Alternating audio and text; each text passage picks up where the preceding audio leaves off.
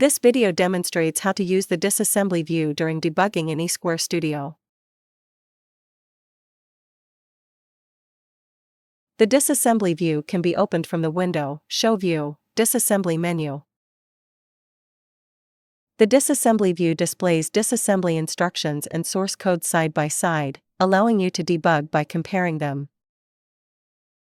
You can toggle the display of source code using the Show Source button.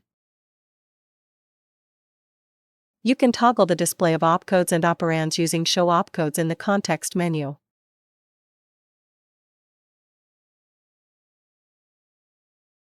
The line being executed is indicated with an arrow marker and highlighted.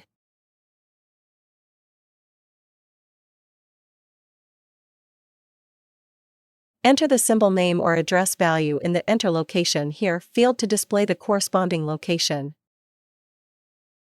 Use the Go to Current Program Counter button to return to the current PC position.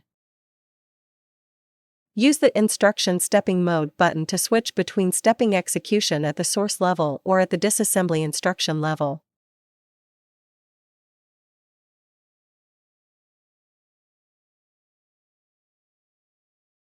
Use the Link with Active Debug Context button to set whether to synchronize the disassembly display with the execution location.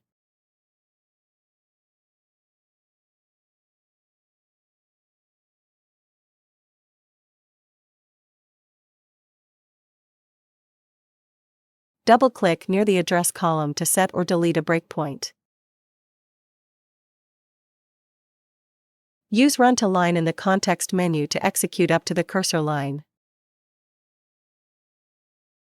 In this way, using the disassembly view allows you to debug in detail the assembly-level operations that cannot be traced in the source code.